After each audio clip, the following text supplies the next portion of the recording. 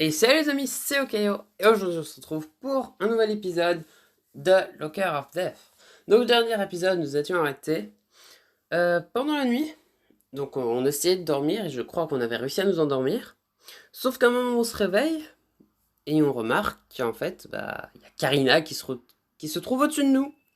Donc, est-elle là pour nous tuer? Est-elle là pour nous faire part de quelque chose qu'elle aurait vécu dans son vivant? Parce que je vous le rappelle, elle nous avait aussi donné son journal au tout début du dernier épisode.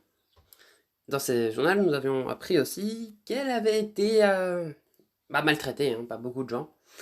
Donc, on va voir ce qui va se passer tout de suite. On continue.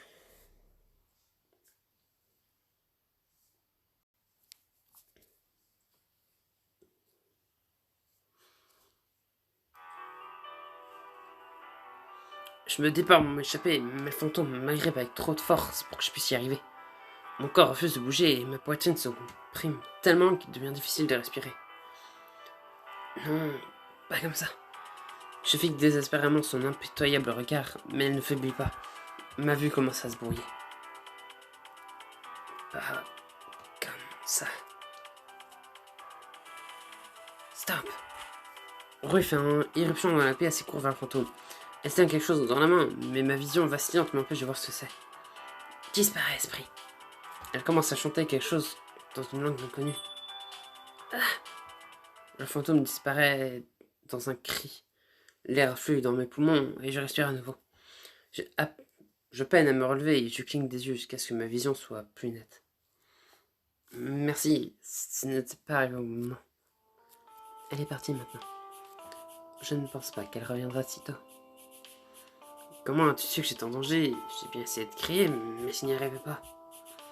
Je me suis réveillée avec l'étrange sensation que quelque chose n'allait pas, et j'ai ressenti la présence d'un esprit maléfique aux alentours.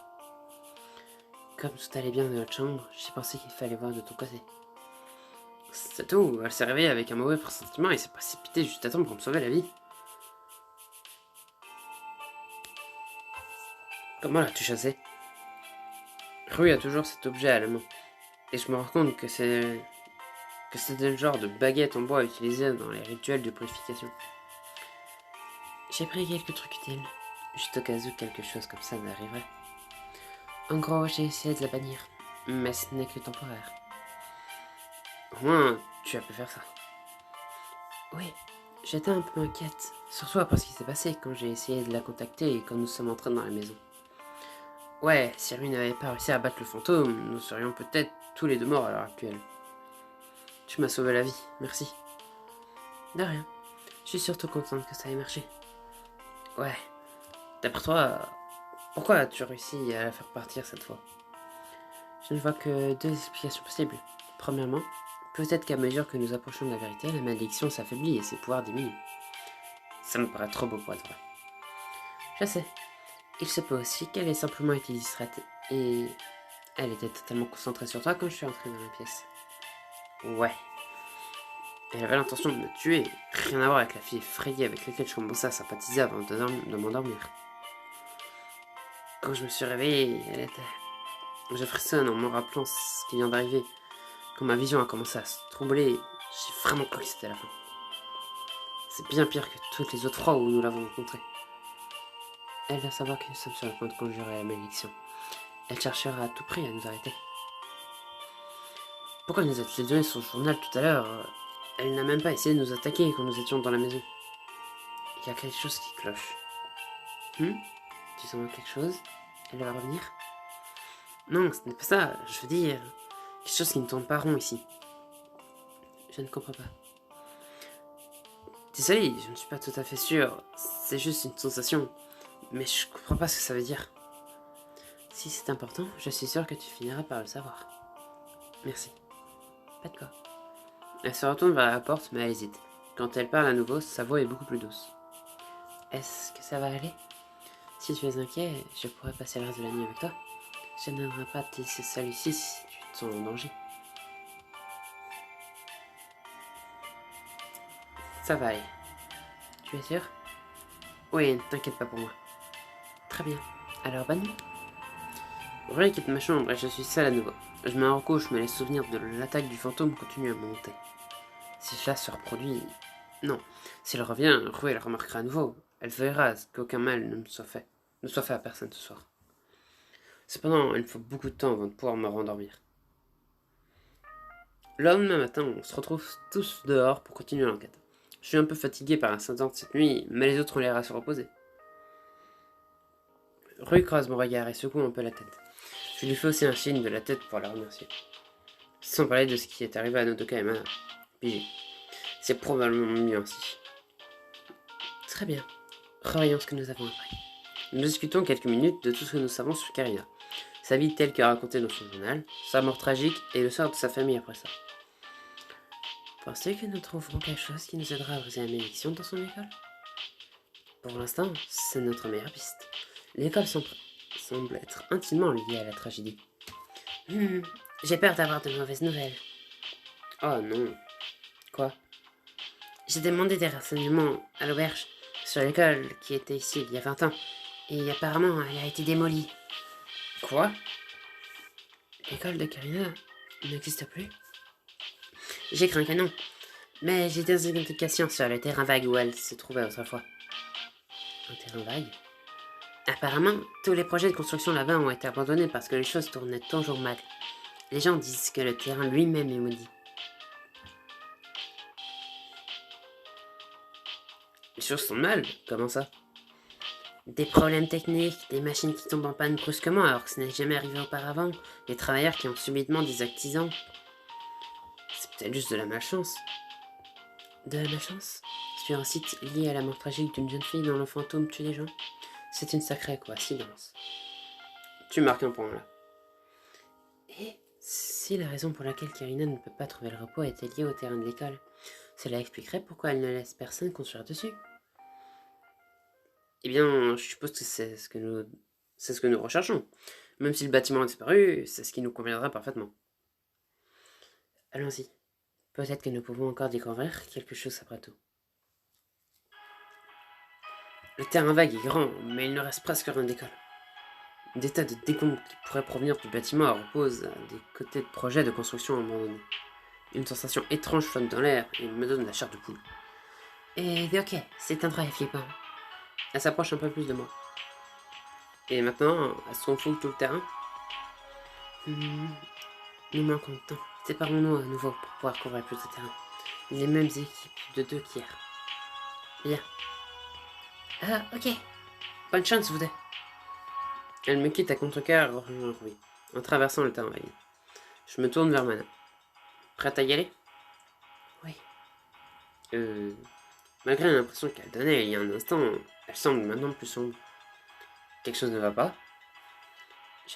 Je vous observais tout et Nodoka à un instant, et je ne pouvais pas m'empêcher de penser. Elle ne se comporte pas comme ça avec les autres. Oh! Le nom qui a mis dans le cage de la mort. Ça devait être le tien. Ça ne peut pas être quelqu'un d'autre. Inutile de mentir à ce sujet maintenant. Oui, elle a mis mon nom dans le casier. Donc, c'est elle et moi qui allons mourir si la malédiction n'est pas levée à temps. Ouais. Et tu le savais? Pourquoi tu ne me l'as pas dit? Elle semble avoir le cœur brisé quand elle me regarde. Je peux voir à quel point elle se sent blessée et trahie. Je vais cacher la vérité et elle ne comprend pas pourquoi.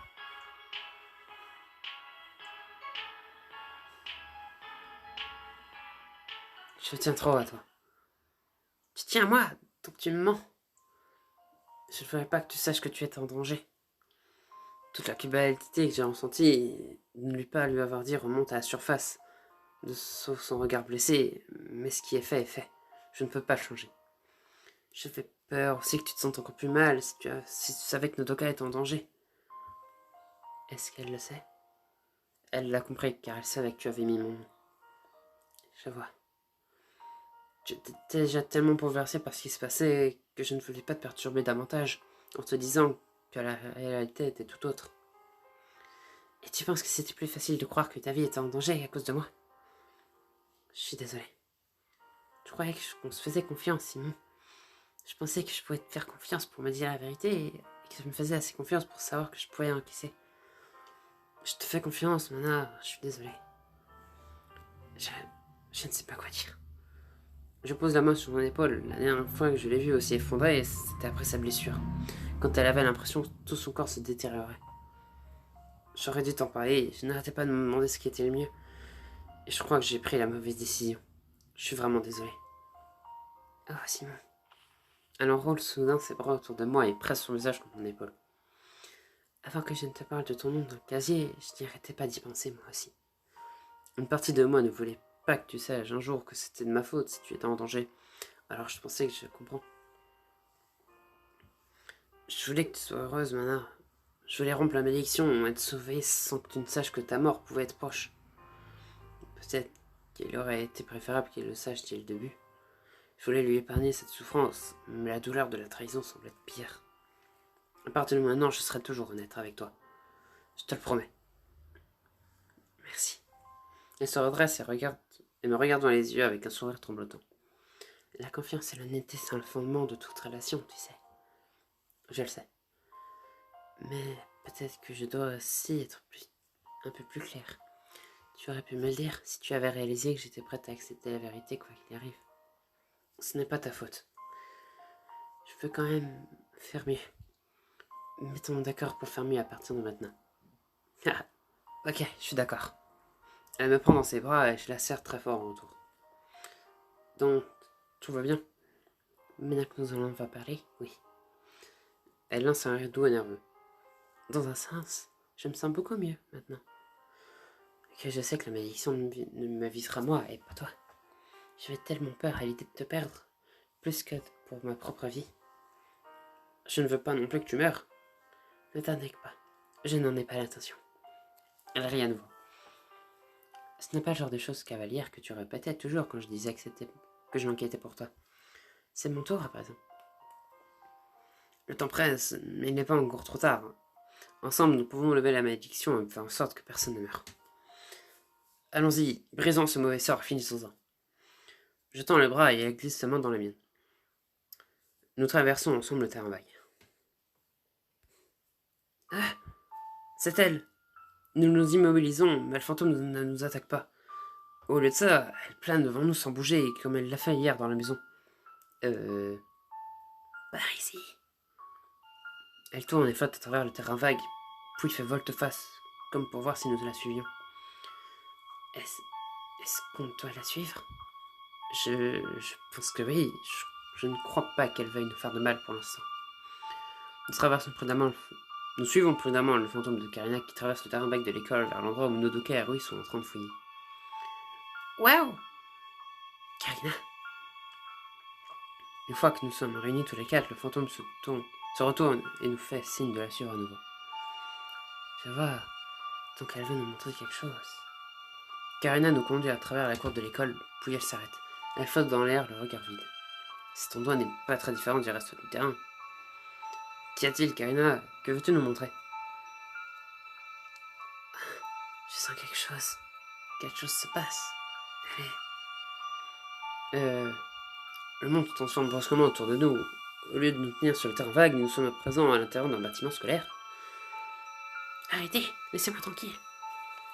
Une fille nous dépasse en courant, et je la reconnais immédiatement, c'est Karina. Pas son fantôme, mais vivante. Nous revivons une scène du passé. Et en finissant, je réalise ce qu'elle veut probablement nous montrer. C'est le jour où Karina est morte. Le fantôme de Karina nous offre un aperçu du passé et de sa mort. Cela nous donnera-t-il les réponses pour briser la malédiction? Pourquoi nous aide-t-elle maintenant alors qu'elle nous avait attaqués plus tôt? Découvrez-le dans le prochain chapitre.